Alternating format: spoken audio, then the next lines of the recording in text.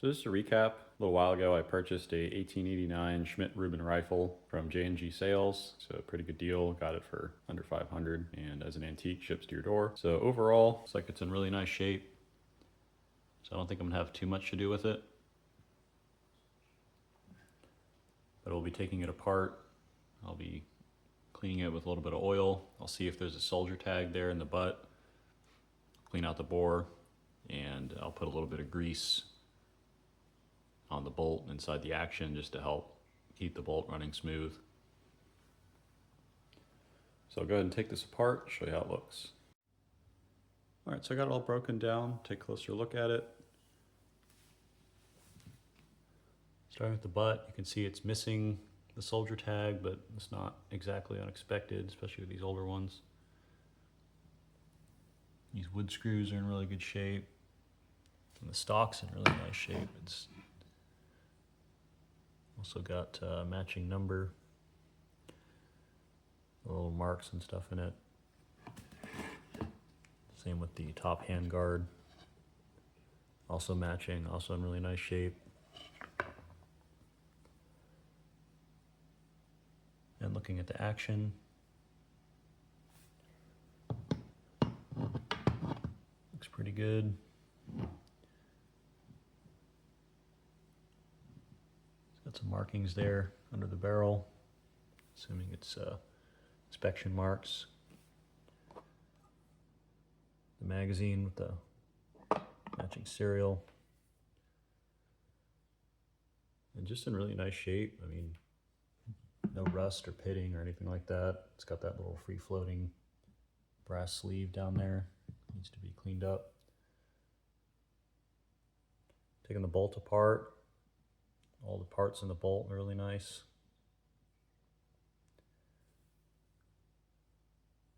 So I'll go ahead and clean all this up.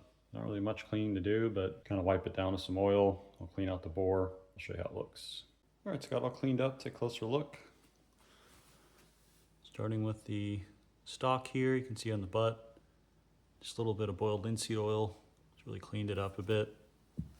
Brought out some of the grains. There's a lot of dirt on it, on the surface that took off.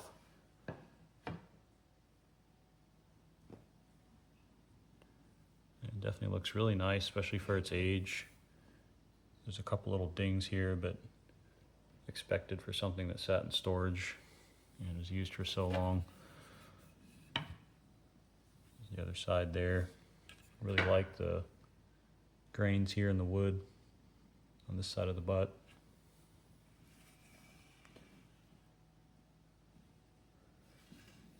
I'll probably apply some linseed oil to these little exposed chips just to protect the wood there. Moving on to the top handguard. See that little cartouche there? It just looks really nice, both inside and out. The receiver and the barrel cleaned up very nicely. You can see it's got a really nice finish on it. Just a little bit of ballistol, clean that up.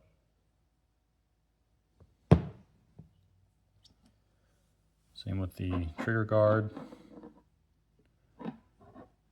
I like to take these out, at least the first time I clean it, just to see if it does in fact match, but it's also good to get this cleaned up since it's in contact with the wood. Check for any rust. The spring and the follower, the magazine all turned out really nicely. The magazine is pretty dirty. All the bolt parts turned out really nice. Butt plate looks good, and the screws, as well as the rear sling swivel.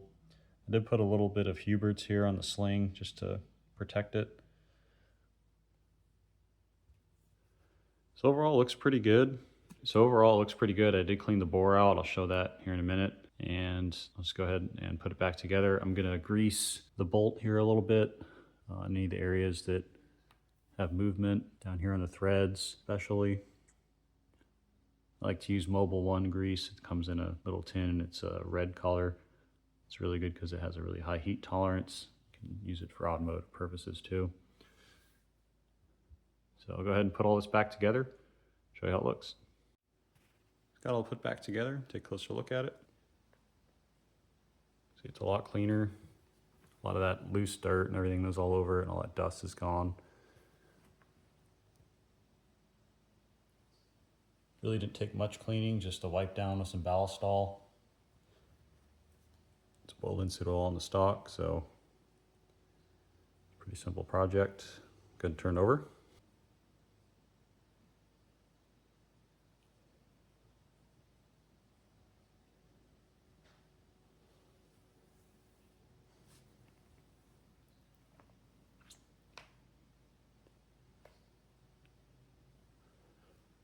So overall, it's in really nice shape. Go ahead and take a look at the bore.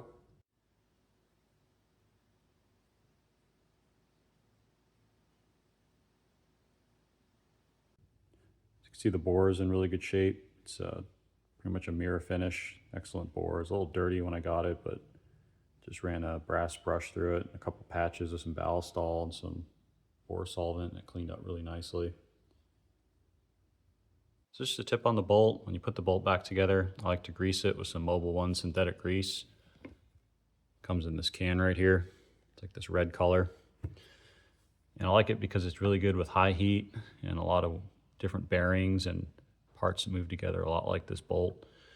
So when you put it back together, I like to put a little bit, just a very thin amount here on the cocking piece where the spring goes over it, just a little bit there. I like to put some on the threads where this screws in. I also like to put a little bit between these two parts, as well as on the locking lugs, just a small amount. I like to just kind of rub a very thin amount of grease on this bolt, and then you can put a thin amount inside of the receiver here.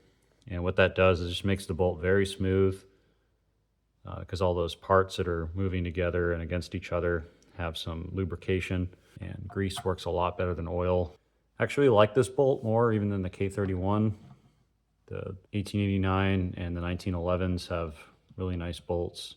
So if you found this video informative and helpful, if you're thinking about getting one of these from J&G Sales, I think there's a couple other places that tend to have them in and out of stock. I definitely recommend it. They're a nice piece to add to the collection, especially if you're looking at getting Swiss rifles. They're pretty plentiful right now, but that might not be the case in another couple of years. So definitely recommend you get on that. And of course, being an antique makes it a lot easier to get these, depending on your local laws. So I hope you enjoyed this video.